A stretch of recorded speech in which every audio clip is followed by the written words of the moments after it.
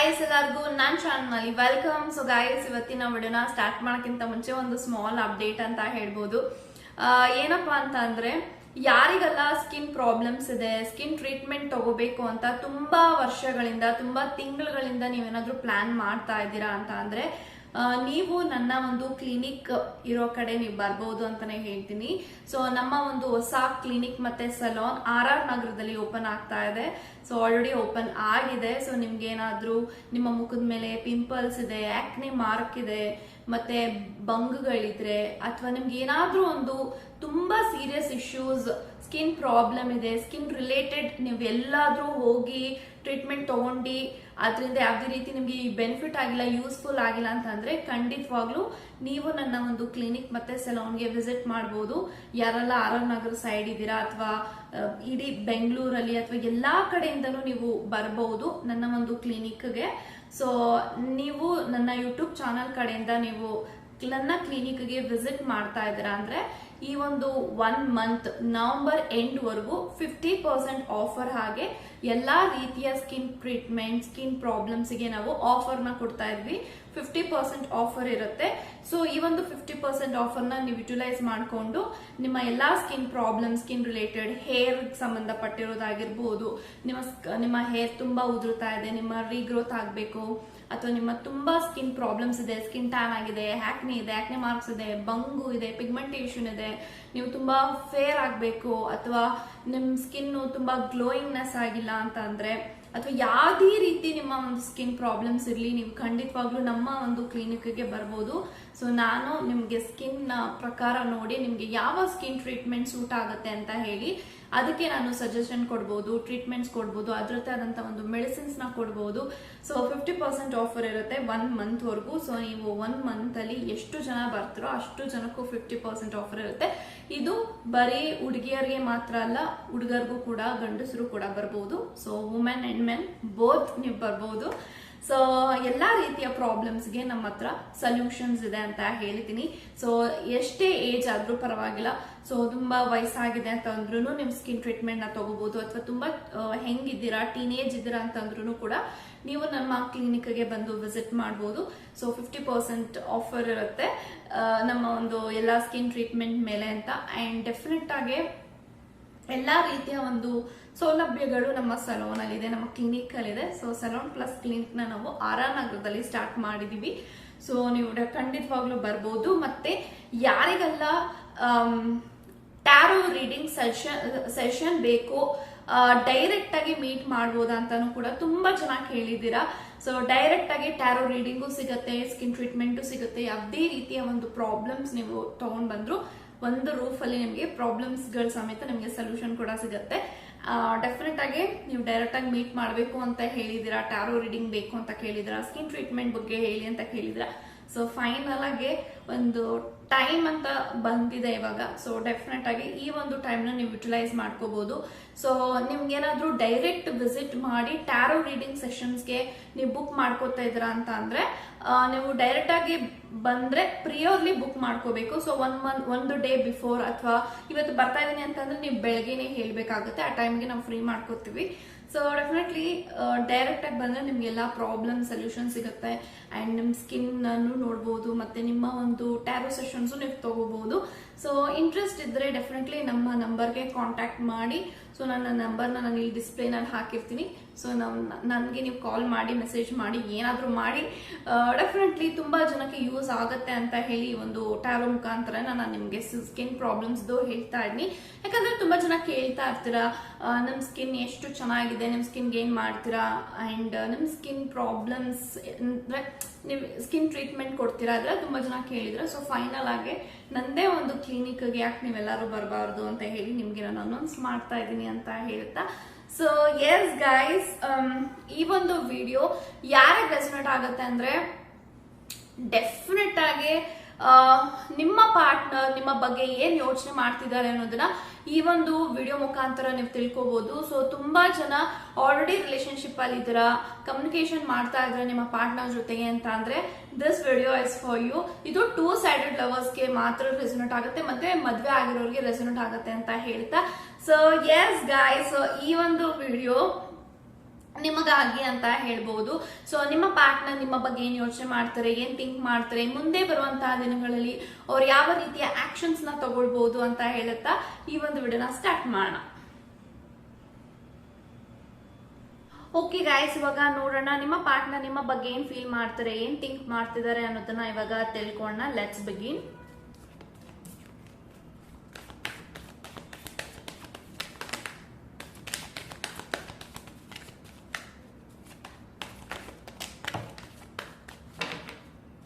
So bottom of the card 8 of wand ಇದೆ. So guys ಯಾರೆಲ್ಲ ಈ ಒಂದು ವಿಡಿಯೋನ ನೋಡ್ತಾ ಇದ್ದೀರಾ, 8 ಆಫ್ ವಾಂಡ್ ಇದೆ bottom of the card, and full card ಇದೆ, ಮತ್ತೆ ಕ್ವೀನ್ ಆಫ್ ಪೆಂಟಿಕಲ್ಸ್ ಇದೆ, ಏಸ್ ಆಫ್ ಸೋರ್ಡ್ಸ್ ಇದೆ, ಓಕೆ, ಅಂಡ್ 5 ಆಫ್ ಪೆಂಟಿಕಲ್ಸ್ ಇದೆ, ಮತ್ತೆ ನೈಟ್ ಆಫ್ ಕಪ್ಸ್ ಇದೆ. ಓಕೆ ಗಾಯ್ಸ್, ಸೊ ನನಗೆ ಎಲ್ಲಾ ಕಾರ್ಡ್ಸ್ ಪ್ರಕಾರ ಏನ್ ಇಂಟೆನ್ಷನ್ಸ್ ಬರ್ತಿದೆ ಅಂತ ಅಂದ್ರೆ, ಸೊ ನೀವು ಯಾರ ಬಗ್ಗೆ ಯೋಚನೆ ಮಾಡಿ ಒಂದು ವಿಡಿಯೋನ ನೋಡ್ತಾ ಇದ್ರ, ನಿಮ್ಮ ಪಾರ್ಟ್ನರ್ ನಿಮ್ಮ ಬಗ್ಗೆ ತುಂಬಾನೇ ಡ್ರೀಮ್ಸ್ ಇಟ್ಕೊಂಡಿದ್ದಾರೆ ಅಂತ ಹೇಳ್ಬೋದು. ಸೊ ಆ ಒಂದು ವ್ಯಕ್ತಿಗೆ ನೀವು ಅಂತ ಬಂದಾಗ, ನಿಮ್ಮ ಸಂಬಂಧ ಅಂತ ಬಂದಾಗ, ಈ ಒಂದು ವ್ಯಕ್ತಿ ಅವರ ಲೈಫ್ ನ ತುಂಬಾನೇ ನಿಮ್ ಜೊತೆಗೆ ಪ್ಲಾನ್ ಮಾಡಿದ್ದಾರೆ. ನನ್ನ ಲೈಫ್ ಮದ್ವೆ ಆದ್ಮೇಲೆ ಅಥವಾ ಈ ಒಂದು ವ್ಯಕ್ತಿ ಜೊತೆಗೆ ಇದ್ದಾಗ ನನ್ನ ಜೀವನ ಈ ರೀತಿ ಇರ್ಬೇಕು, ನನ್ನ ಲೈಫ್ ಸ್ಟೈಲ್ ಈ ರೀತಿ ಇರ್ಬೇಕು, ನಾನು ಒಂದು ಒಳ್ಳೆ ಮಟ್ಟದಲ್ಲಿ ಹೆಸರು ಮಾಡ್ಬೇಕು, ಅಂಡ್ ನಂದೇ ಆದಂತ ಒಂದು ಫ್ಯಾಮಿಲಿನ ಇಷ್ಟು ಕಡೆ ಎಲ್ಲ, ಅಂದ್ರೆ ಮೇ ಬಿ ನಿಮ್ಗೆ ತುಂಬಾನೇ ಟ್ರಾವೆಲಿಂಗ್ ಅಲ್ಲಿ ಆಸಕ್ತಿ ಇದೆ ಅಂತ ಅಂದ್ರೆ ಡೆಫಿನೆಟ್ಲಿ ನೀವೇನಾದ್ರೂ ಅವ್ರ ಹತ್ರ ನಾನು ಇಡೀ ವರ್ಲ್ಡ್ ನ ಸುತ್ತಾಡ್ಬೇಕು ಅಂತ ನನ್ಗೆ ಆಸೆ ಇದೆ ಅಂತ ನೀವೇನಾದ್ರೂ ಹೇಳಿದಿದ್ರೆ, ಅಥವಾ ನಿಮ್ಗೆ ಏನಾದ್ರು ತುಂಬಾ ಪ್ಲಾನ್ಸ್ ಇದ್ರೆ, ಡೆಫಿನೆಟ್ಲಿ ಇದೆಲ್ಲಾನು ಕೂಡ ನಿಮ್ಮ ಆಸೆ ತಕ್ಕ ಹಾಗೆ ನನ್ನ ಜೀವನದಲ್ಲಿ ನನ್ನ ಪಾರ್ಟ್ನರ್ನ ತುಂಬಾ ಚೆನ್ನಾಗಿ ನೋಡ್ಕೊಬೇಕು, ತುಂಬಾ ಸುಖವಾಗಿ ನೋಡ್ಕೋಬೇಕು. ಅಂಡ್ ಈ ಒಂದು ವ್ಯಕ್ತಿಗೆ ಟ್ರಾವೆಲಿಂಗ್ ಮಾಡೋದು ಇಷ್ಟ ಇದೆ, ಅವ್ರ ಇಷ್ಟ ಬಂದಿದ್ ಕಡೆ ಇಷ್ಟ ಬಂದಿರುವಂತ ಡೆಸ್ಟಿನೇಷನ್ಗೆ ನಾನು ಕರ್ಕೊಂಡು ಹೋಗ್ಬೇಕು. ಸೊ ನನ್ನ ಲೈಫ್ ಸ್ಟೈಲ್, ನನ್ನ ಪ್ರಪಂಚ ಅಂತ ನನ್ನ ವ್ಯಕ್ತಿಗೆ ತುಂಬಾನೇ ಟೈಮ್ ಕೊಡ್ಬೇಕು ಅಂತ ತುಂಬಾನೇ ಕನ್ಸ್ ಕಾಣ್ತಾ ಇದಾರೆ. ಸೊ ಆ ಒಂದು ವ್ಯಕ್ತಿ ನೀವೇನಾದ್ರೂ ಇನ್ನೂ ಮದ್ವೆ ಆಗಿಲ್ಲ ಅಂತ ಅಂದ್ರೆ, ಸೊ ಡೆಫಿನೆಟ್ಲಿ ನಿಮ್ಮ ಜೊತೆಗೆ ನನ್ನ ಒಂದು ವೆಡ್ಡಿಂಗ್ ಈ ರೀತಿ ಇರಬೇಕು, ಒಂದು ಗ್ರ್ಯಾಂಡ್ ವೆಡ್ಡಿಂಗ್ ಆಗಿದ್ರು ಕೂಡ ಅಥವಾ ಸಿಂಪಲ್ ಆಗಿ ಮದ್ವೆ ಆಗಿದ್ರು ಕೂಡ ಇಬ್ರು ಕಡೆ ಮನೆಯಿಂದನೂ ಕೂಡ ನಮ್ಗೆ ಆಶೀರ್ವಾದ ಬೇಕು, ಅಥವಾ ಯಾರು ನಮಗೆ ಸಹಾಯ ಮಾಡಿದ್ರು ಇಲ್ಲ ಅಂದ್ರೂ ಕೂಡ ಪರವಾಗಿಲ್ಲ, ನನ್ನ ವ್ಯಕ್ತಿನ ನಾನು ತುಂಬಾ ಸಂತೋಷವಾಗಿ ನೋಡ್ಕೊಳ್ಳುವಂತ ದೇವರು ನನ್ಗೆ ಆತರ ಶಕ್ತಿ ಧೈರ್ಯ ಕೊಡ್ಬೇಕು ಅಂತ ತುಂಬಾನೇ ನಿಮ್ಮನ್ನ ಮ್ಯಾನಿಫೆಸ್ಟ್ ಮಾಡ್ತಾನೆ ಇರ್ತಾರೆ. ಅವ್ರಿಗೆ ತುಂಬಾನೇ ಭಯ ಇದೆ, ನಿಮ್ಮನ್ನ ಎಲ್ಲಿ ಕಳ್ಕೊಂತೀನಿ, ನಿಮ್ಮನ್ನ ಎಲ್ಲಿ ಬಿಟ್ಟು ಹೋಗ್ಬಿಡ್ತೀನಿ, ಅಥವಾ ಸಿಚುಯೇಷನ್ ನಮ್ಮಿಬ್ಬರನ್ನ ಎಲ್ಲಿ ದೂರ ಮಾಡ್ಬಿಡುತ್ತೆ, ಅಥವಾ ತುಂಬಾ ಜನಗಳು ನಿಮ್ಮಿಬ್ಬರನ್ನ ನೋಡಿದಾಗ, ನಿಮ್ಮ ಪ್ರೀತಿನ ನೋಡಿದಾಗ ತುಂಬಾ ಜನಕ್ಕೆ ಜೆಲಸ್ ಆಗುತ್ತೆ. ಇದೆಲ್ಲಾನು ಕೂಡ ಒಂದ್ ವ್ಯಕ್ತಿಗೆ ತುಂಬಾನೇ ಮನ್ಸಲ್ಲಿ ಕಾಡ್ತಾ ಇದೆ.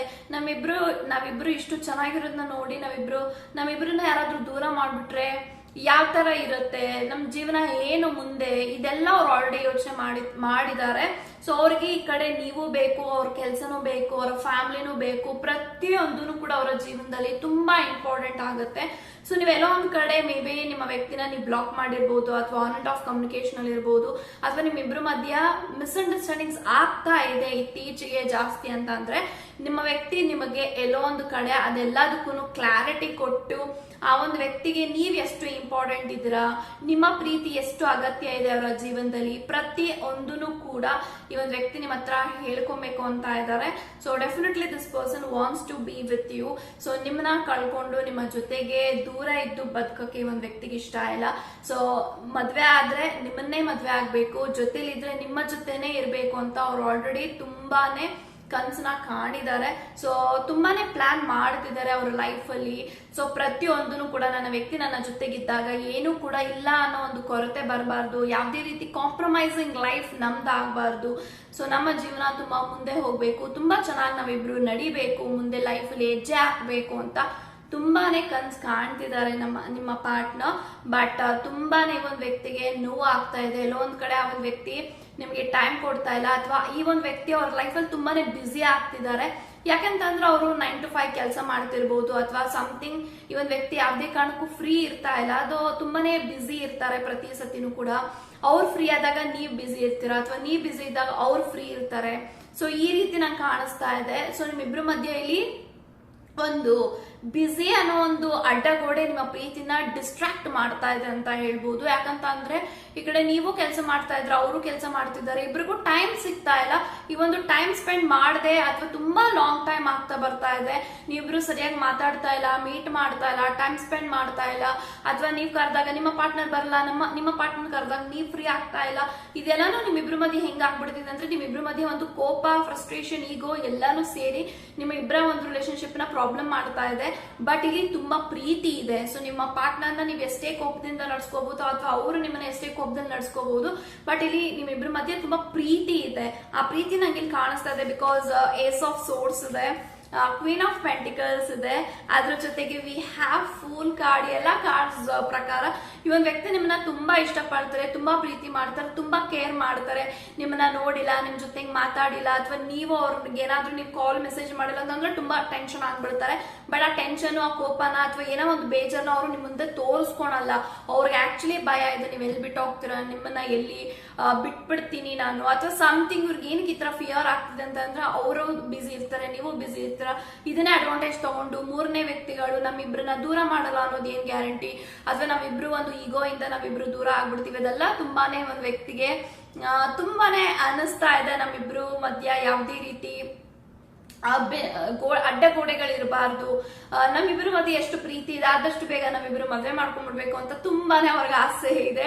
ಸೊ ಆದಷ್ಟು ಬೇಗ ಈ ಒಂದು ವ್ಯಕ್ತಿ ಮ್ಯಾರೇಜ್ಗೆ ಪ್ಲಾನ್ ಮಾಡ್ತಿದ್ದಾರೆ ನಿಮ್ಮ ಜೊತೆಗೆ ಅಂತ ಹೇಳ್ಬೋದು. ಸೊ ತುಂಬಾ ಸತಿ ಮದ್ವೆ ಯಾವಾಗ ಆಗ್ತೀಯಾ ಅಂತಾನೆ ನೀವಿಬ್ರು ಜಗಳ ಮಾಡ್ಕೋತಾ ಇರ್ತೀರ ಕೆಲವೊಂದ್ ಸತಿ. ಸೊ ಇದೆಲ್ಲಾನು ನೋಡಿದಾಗ ನನ್ನ ವ್ಯಕ್ತಿಗೆ ಯಾಕೆ ನಾನು ಈ ತರ ಶಿಕ್ಷೆ ಕೊಡ್ತಾ ಇದ್ದೀನಿ, ನನ್ನ ವ್ಯಕ್ತಿದ ಏನ್ ತಪ್ಪಿದೆ, ಅವ್ರು ಪ್ರೀತಿ ಮಾಡಿದರೆ ನನ್ನ ಮದ್ವೆ ಮಾಡ್ಕೊಂತ ಕೇಳ್ತಿದ್ದಾರೆ, ಅವ್ರಿಗೆ ಅದು ರೈಟ್ಸ್ ಇದೆ. ಸೊ ಇದೆಲ್ಲಾನು ಕೂಡ ಅವ್ರಿಗೆ ಆಸೆ ಇದೆ ಅಂತ ಹೇಳ್ಬೋದು. ಬಟ್ ಈ ಒಂದು ವ್ಯಕ್ತಿಗೆ ತುಂಬಾ ಹರ್ಟ್ ಆಗ್ತಿದೆ. ಎಲ್ಲ ಒಂದ್ ಕಡೆ ನೀವಿಬ್ರು ಅಂದ್ರೆ ನೀವಿಬ್ರು ಮಾತಾಡಿನೇ 2-3 ಡೇಸ್ ಆಗ್ತಾ ಬರ್ತಾ ಇದೆ, 1 ವೀಕ್ ಮೇಲೆ ಆಗ್ತಾ ಬರ್ತಾ ಇದೆ, ಸರಿಯಾಗಿ ಮಾತಾಡ್ತಾ ಇಲ್ಲ. ನೀವು ಅವ್ರ ಜೊತೆಗೆ ಎಷ್ಟೇ ಅವ್ರು ಮಾತಾಡಕ್ಕೆ ಟ್ರೈ ಮಾಡಿದ್ರು, ಮೇ ಬಿ ನೀವು ಬೇಕು ಅಂತ ಅವ್ರನ್ನ ಸ್ವಲ್ಪ ಆಟ ಆಡಿಸ್ತಿರ್ಬೋದು.